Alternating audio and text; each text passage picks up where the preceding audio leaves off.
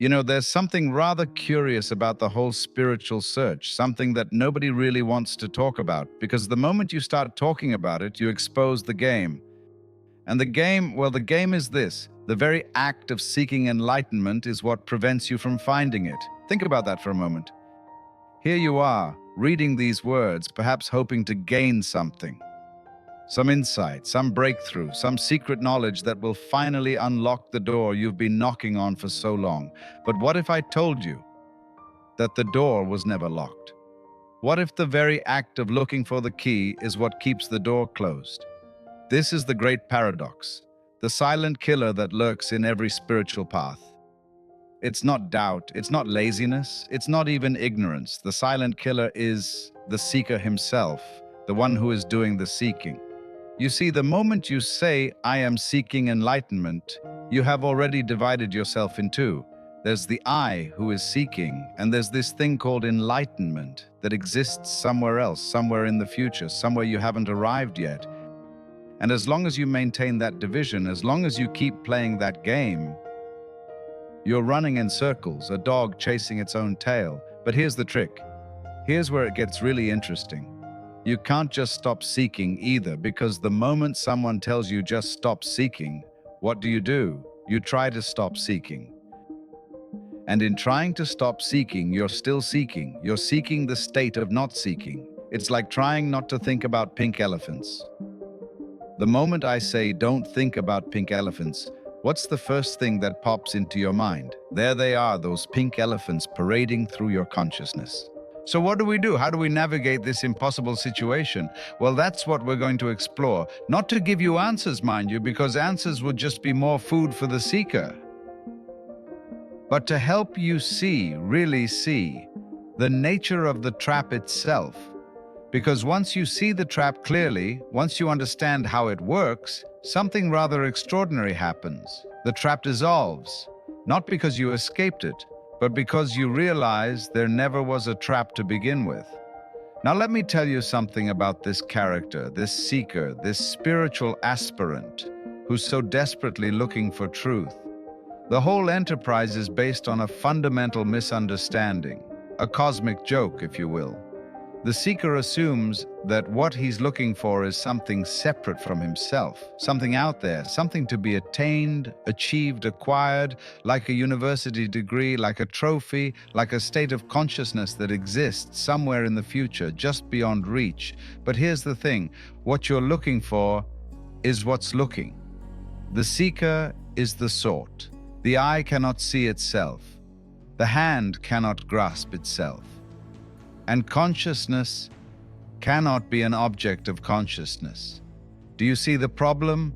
It's like, imagine you're wearing glasses and you're searching everywhere for your glasses. You're looking in drawers, under cushions, in the bathroom cabinet. Where are those glasses? And all the while you're looking through them, you're using them to search for them. This is the position of the spiritual seeker.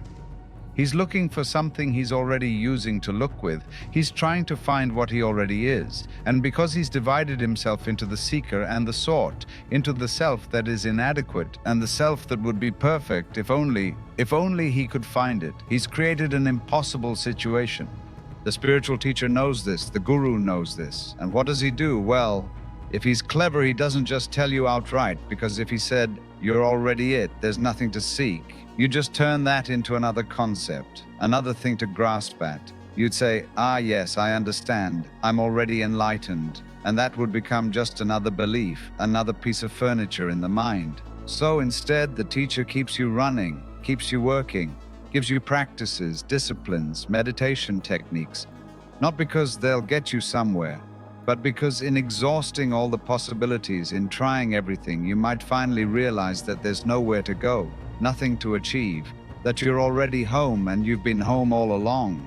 But this realization, it can't be forced, it can't be manufactured, because any effort to realize it is still the seeker seeking, still the divided self trying to become whole, and you can't become what you already are. There's another aspect to this silent killer that's particularly insidious. It's what I call spiritual self-protection. The way we use the very process of seeking as a defense against actually finding. You see, there's something rather terrifying about genuine awakening, something the ego doesn't want to face, because genuine awakening means the death of the one who's been running the show, the death of the separate self, the death of the me, the I, the one who's in control. And so what happens? We develop elaborate spiritual games, we collect practices like stamps in an album, we read books, attend seminars, follow teachers, join communities, we meditate every morning, go on retreats, practice yoga, study sacred texts, and all of this activity can become a way of not arriving, a way of staying busy so we never have to face the fundamental question. Because you see, as long as you're seeking, as long as you're practicing, as long as you're improving yourself, you're safe. The separate self is still intact, still in charge, still running the show. You're working on yourself, and therefore there must be a self to work on, right? There must be someone who's doing the spiritual practice, someone who's on the journey, someone who will eventually arrive. But the truth is, there is no one. There never was anyone. The separate self is a fiction, a very convincing fiction, yes. A fiction that feels absolutely real, but a fiction nonetheless. And when that's seen, not as a concept, not as a philosophy, but as a direct recognition, everything collapses. The whole structure of the seeker and the sought, the spiritual path, the journey towards enlightenment, it all reveals itself as an elaborate construction. A game consciousness plays with itself. But we don't want that. The ego doesn't want that. Because what would be left if there's no separate self? Who would enjoy enlightenment? Who would be there to say, I got it? Who would be there to tell everyone else about their great realization? You see the problem? The very one who wants enlightenment is the obstacle to enlightenment. And the more desperately he seeks, the more firmly he establishes his own existence as a separate entity. He's like a wave trying to find the ocean. He's made of ocean. He is ocean. But he's identified himself as this particular form, this particular wave, and now he's seeking to become one with the ocean, while all along there's never been anything but ocean. Now let's talk about this game that goes on between teacher and student, because it's really quite remarkable when you understand what's happening. You go to a teacher, a guru, a master, and you say, please teach me, show me the way, help me attain enlightenment. And right away, by doing that, you've missed the point entirely, because you're looking outside yourself for something that can only be found inside. Or rather, you're looking for something that isn't anywhere, because it's everywhere, it's what you are. But the teacher can't just tell you that, because you wouldn't believe it. Or worse, you'd believe it intellectually and think you understood, while still being completely identified with the separate self. So what does the teacher do? He sets you to work. He gives you practices, meditation techniques, koans to contemplate. He tells you to sit in certain positions, breathe in certain ways, repeat certain phrases. He creates a whole elaborate system of discipline. And here's the beautiful trick, here's the secret. The practices don't work, they can't work, because there's nothing to achieve. But by engaging in them, by really throwing yourself into them, by exhausting yourself trying to get somewhere, you might eventually realize that there's nowhere to go. The meditation doesn't produce enlightenment. But the effort to meditate, carried out with sufficient dedication, might reveal that there's no one to be enlightened. The discipline doesn't purify the ego, but the attempt to follow the discipline might show you that there's no ego to purify. It's like, imagine you're trying to open a door with a key, and you try every key you have. You try them all, methodically, one after another, and none of them work. And after exhausting every possibility, you finally notice the door was never locked, you just had to push. But you needed to try all the keys first, because otherwise you wouldn't have believed it. You would always wonder, but what about that key I didn't try? Now, some teachers are more direct. They don't bother with the whole elaborate game of practices and disciplines. They just hit you over the head with the truth, metaphorically speaking. They say, there's nothing to attain. You're already it. Stop seeking and just be. But that approach, it only works for certain people who are ready to hear it, who are exhausted enough with seeking that they're willing to let it all drop. For everyone else, they need to go through the process. They need to exhaust all the possibilities. They need to see for themselves that every spiritual practice, every technique, every method is ultimately pointing back to where they started, to what they already are. Here's another trick the mind plays. The idea of spiritual progress, the notion that you're getting somewhere, that you're moving along a path from ignorance to enlightenment, from separation to unity, from suffering to liberation. But think about it for a moment. If enlightenment is your true nature, if it's what you already are, then how can you progress towards it? How can you become what you already are? It's like trying to journey to where you're already standing. Yet the whole spiritual marketplace is built on this idea of progress. There are stages, levels, initiations. There are beginners and advanced practitioners. There are people who are close to enlightenment and people who are far from it. The whole thing is structured like a ladder, with each rung representing another step forward, another achievement, another level of spiritual development. And this is deeply satisfying to the ego, because the ego loves progress. It loves goals and achievements. It loves the sense that I'm getting somewhere, I'm improving, I'm evolving. This gives the separate self a sense of purpose, a sense of meaning. It validates its existence. But here's what's really happening.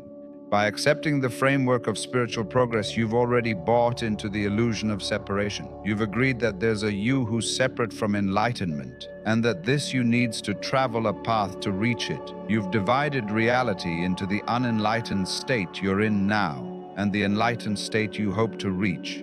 And once you've made that division, you're stuck, because now you're always comparing.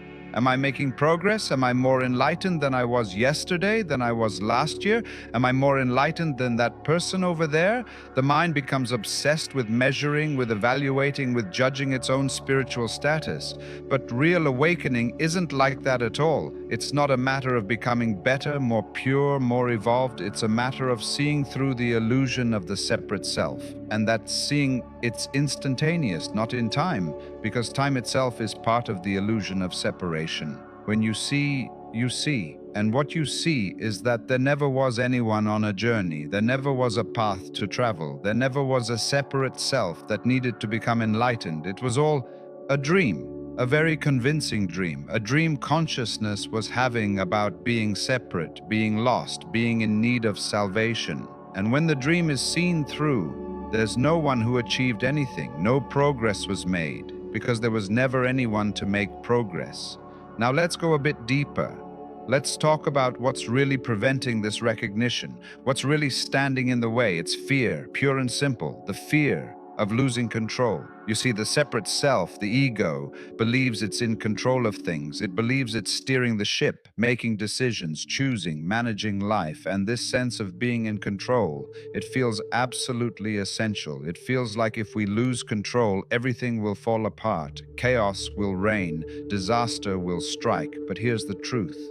You've never been in control? Not for a single moment. The whole sense of being a separate self who's in charge, it's an illusion. A very persistent, very convincing illusion, but an illusion nonetheless. Think about it. Did you control the beating of your heart this morning? Did you consciously direct each breath? Did you make your hair grow, your cells divide, your blood circulate?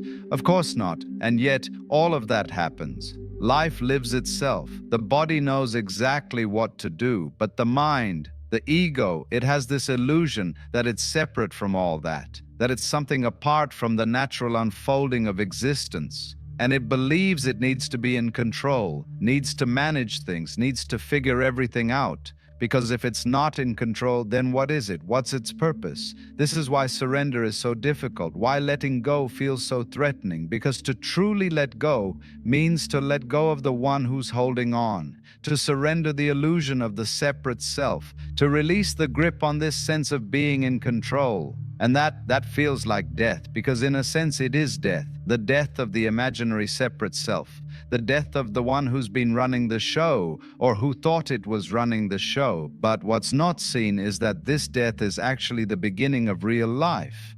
Because when the separate self dies, what remains is life itself, consciousness itself.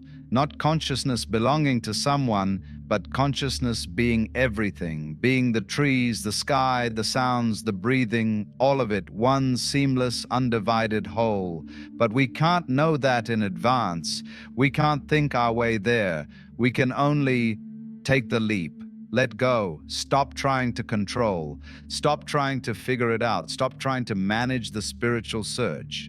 And that's terrifying to the ego, absolutely terrifying, because it means Stepping into the unknown, stepping into no ground, stepping into a space where there are no guarantees, no certainties, no firm footing. But the paradox is, that's where freedom is. That's where real peace is. Not in having everything under control, but in realizing you never needed control in the first place. Because what you truly are is the ground itself, is the whole process, is life living itself. Let's talk about meditation for a moment, because there's a tremendous amount of confusion about what meditation actually is and what it's for. Most people approach meditation as if it's a tool, a technique for achieving something, for calming the mind, for attaining peace, for reaching enlightenment. They sit down with a goal in mind. I'm going to meditate so that I can, and then fill in the blank. But here's the thing. Meditation approached that way is just more of the same, more seeking, more striving, more trying to get somewhere. You're using meditation as a vehicle to transport the separate self to some improved state. And as long as you're doing that, you're reinforcing the very illusion you're trying to transcend. Real meditation is not about achieving anything. It's not about getting somewhere. It's about seeing what's already here, not as a concept, but as a direct, immediate recognition. When you sit to meditate and you're not trying to do anything, not trying to achieve anything, not trying to improve or purify or perfect yourself, something remarkable happens. Nothing happens.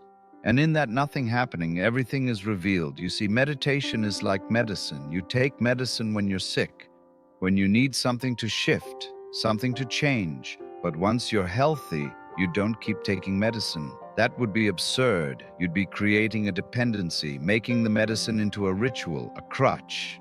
In the same way, meditation practices are medicinal. They're meant to help you see something, to shift your perspective, to create a space where recognition can occur. But once that recognition has happened, meditation becomes something different. It's no longer a practice you do to achieve something. It becomes more like breathing, just a natural expression of what is. Think of it this way. When you're crossing a stream, you use a raft, and the raft is very useful. It gets you across. But once you've reached the other side, you don't carry the raft on your back for the rest of your life. You leave it by the riverbank. It's served its purpose. Spiritual practices are like that. They're temporary tools, provisional methods. They work until you see that there's nothing to work towards. And then they become unnecessary. Not because you've achieved something, but because you've recognized that there was never anything to achieve. Now, some people hear that and they think, great, I'll just stop meditating then. I'll just go about my ordinary life. Fun? But that's missing the point too, because stopping meditation as a rejection, as a way of avoiding the practice, that's still the ego in charge. Still the separate self making decisions about what's spiritual and what isn't. Real freedom is when it doesn't matter, when you can meditate or not meditate, and it's the same. When you're not attached to the practice, but you're also not attached to avoiding the practice. When the whole question of whether you should or shouldn't simply drops away. Here's something that's often missed in all the seriousness of the spiritual search. The whole thing is a celebration, not a burden, not a struggle, not a long, arduous journey up some impossible mountain. Life is celebrating itself. Look at the stars at night, look at flowers blooming, look at children playing. Is there any purpose to it, any goal? Or is it simply exuberance, joy, expressing itself? This is what religion at its core should be about, not rules and dogmas and beliefs about what happens after death, but celebration, gratitude, the recognition that this right here, right now, is it. This is what we've been looking for. This is the kingdom of heaven. This is nirvana. This is enlightenment. Not some special state of consciousness, not some future attainment, but this. The sound of traffic, the feeling of breath, the sight of light on the floor, all of it is the divine. All of it is consciousness playing, celebrating itself. When you realize this, when you really see it, then spiritual practice becomes something quite different. It's no longer work, no longer effort, no longer trying to get somewhere. It becomes more like dance, like music, like art. You don't dance to arrive at a particular spot on the floor. You don't play music to reach the end of the song.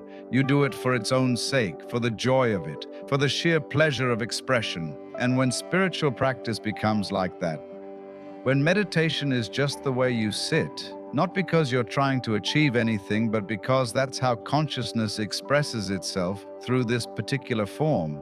Then you're no longer seeking, you're celebrating. This doesn't mean you stop having problems. It doesn't mean life becomes some permanent state of bliss. Pain still happens, challenges still arise. The body still ages, gets sick, dies. But the relationship to all of that changes. It's no longer a problem to be solved. It's simply what's happening, part of the dance, part of the celebration. You see, the spiritual search, it keeps us so serious, so earnest, so focused on getting somewhere, becoming something. But what if the whole point is just to lighten up, to see the cosmic joke, to recognize that we've been seeking what we already have, running after what's already here, trying to become what we already are? And when that's seen, when it really lands, you can't help but laugh. Not a cynical laugh, not a dismissive laugh, but a laugh of recognition, of relief, of joy, because the search is over. Not because you found what you were looking for, but because you realized there was never anything to find. So here we are, at the end of our exploration, or perhaps at the beginning. Because once you see the silent killer for what it is, once you recognize that the seeker itself is the obstacle, what happens then? Well, nothing happens. And everything happens. The search doesn't stop, because there's no one to stop it. But the urgency goes out of it, the desperation, the sense that something's missing, that something needs to be fixed, that you need to get somewhere. Instead, there's a kind of relaxation, a settling, not into complacency, not into laziness, but into being, just being, without the constant commentary, without the endless evaluation, without the comparing and measuring and judging, and in that space of just being, without trying to be anything in particular, something reveals itself, not as an experience, not as a state, not as something you can grasp or hold on to, but as a recognition, the recognition that this right here, right now is it. There's nowhere else to be, nothing else to seek, no one else to become.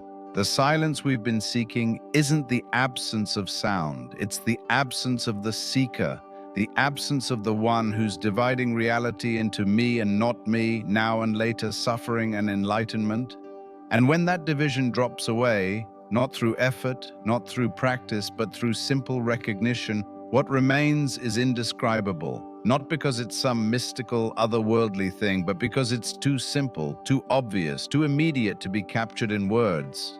It's like you've been wearing sunglasses your whole life, and you forgot you were wearing them. And so you thought the world was dim, that there was something wrong with the light, and you've been seeking brighter light, clearer vision, a better world. And then one day, someone points out the sunglasses, and you take them off, and suddenly, oh, this is what light is. This is what seeing is. It was always here, but you were looking through the filter and thinking that was reality. The separate self is like those sunglasses. It's the filter through which we experience life.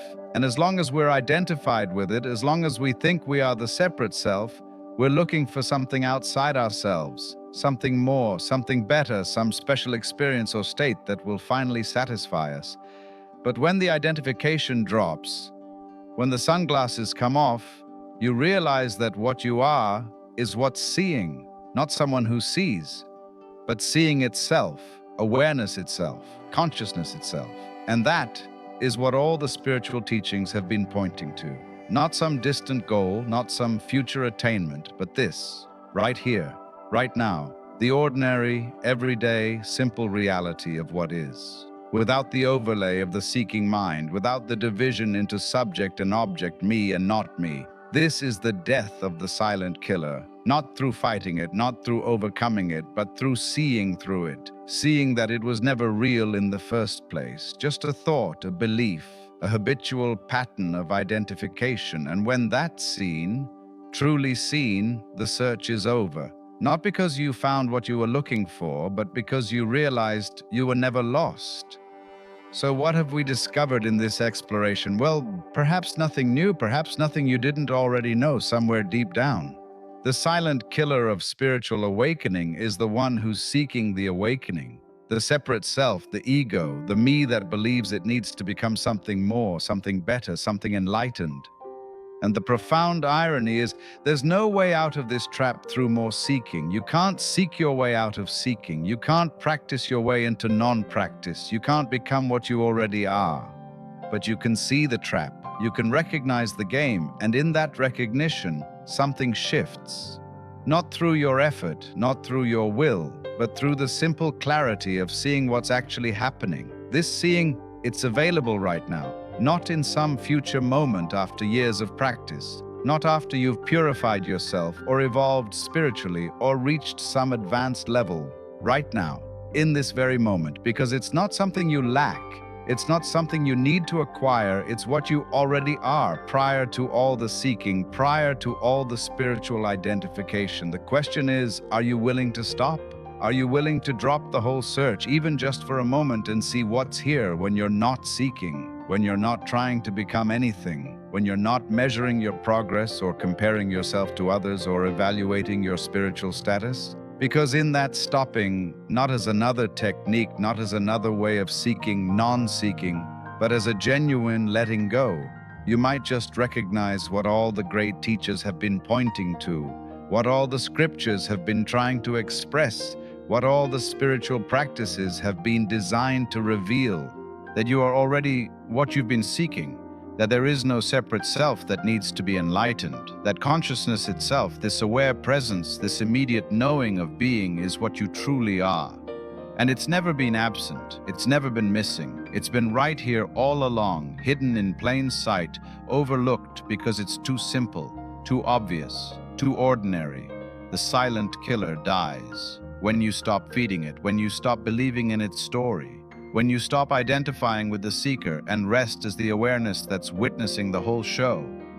And then, life goes on. You still breathe, you still eat, you still interact with the world. But there's a freedom in it, a lightness, because you're no longer carrying the burden of trying to become something you're not. You're no longer fighting against what is. You're no longer seeking an escape from this moment into some better future moment. You're simply here. And in that simple being here, without the seeker, everything is already complete, already whole, already perfect exactly as it is. This is the end of the spiritual search and the beginning of real life.